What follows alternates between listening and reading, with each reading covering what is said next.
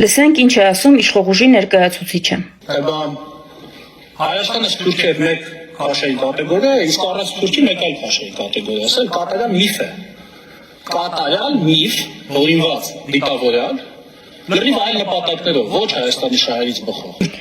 Հետագայում իր հակագիտական մտքերը իշխող ուժի ներկայացուցիչը հիմնավորում է նրանով, որ Սփյուռքը չունի մեկ հասցե,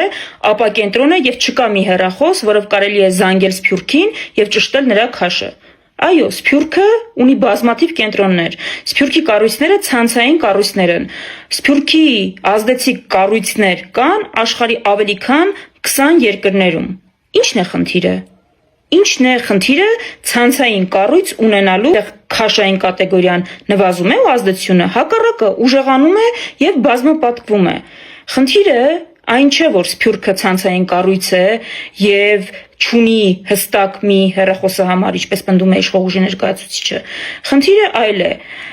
Իշխող ուժի խնդիրը այն է, որ Սփյուռքում կան ազդեցիկ կառույցներ եւ անհատներ, ովքեր հետապնդում են տասնամյակներ շարունակ հայկական շահը։ Ցեղասպանության միջազգային ճանաչումից հիմա նաեւ եւ ավելի առաջնային օրակարգ Հայաստանի անվտանգության հարցը, գերիների վերադարձի հարցը, Հայաստանի տարածքային ամբողջականության հարցը։ Իշխող ուժը խնդիր ունի, որ այն պարագայում, երբ իրենք այս հարցերից չեն խոսում, հայկական աշխարհում այդուհանդերձ ոչ միայն կան այս հարցերից խոսող անհատներ ու կազմակերպություններ, այլ կան այնքան ազդեցիկ անհատներ եւ կազմակերպություններ, Հայդատի ցանցը, դրա ղեկավարները, որ կարողանում են չնայած իշխող ուժի ձեռքերը լվանալուն, առաջ տանել այս հարցերը, բանաձևեր ընդունել, երկրների ղեկավարների հետ այս հարցերով խոսել եւ արդյունքներ ունենալ։ Իշխող ուժի խնդիրը ընդամենը սա է, որովհետեւ իրենց տրամաբանությամբ, եթե իրենք ենթարկվել են Ադրբեջանի ու Թուրքիայի պահանջներին, հայկական աշխարհում պիտի չմնա կառույց ու անհատ, որը չի ենթարկվել այդ պահանջներին։ Բոլորը պետք է անցնեն այդ սրիտակով։ Իրենք չեն ներում այդ սրիտակով չանցածներին։ Դրա համար էլ Ադրբեջանին ու Թուրքիային զուգահեռ հիմա իշխող ուժը փաստացի թշնամի է հռչակել Հայդատի ցանցին,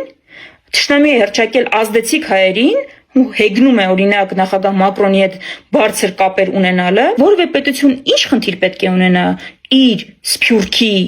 կազմակերպված ազդեցիկ հատվածի հետ։ Ասենք Իսրայելը հիմար է, որ մարդիկ է փնտրում, անհատներ է փնտրում, ովքեր ունեն լավ կապեր եւ կարող են օժանդակել Իսրայելի պետական շահերին։ Իսկ ինչի դա չի անում Հայաստանը։ Գործող խորհրդարանում դուք կարծում եմ այսպիսի ելույթներ դեռ շատ կտեսնեք։ Հայկական ցանցը թիրախավորող, աշխարհում գործող հայկական շահեր հետապնդողներին թիրախավորող, բայց դրանից ճշմարտությունը չի փոխվում։ Այո, Հայաստանը լրիվ այլ հնարավորությունների տերպետություն է միայն Հայաստանի Հանրապետության քաղաքացիներով եւ շատ ավելի մեծ հնարավորությունների տերպետություն Կանադայում, ԱՄՆ-ում, Ռուսաստանում, Իրանում, Ավստրալիայում, Եվրոպայում ապրող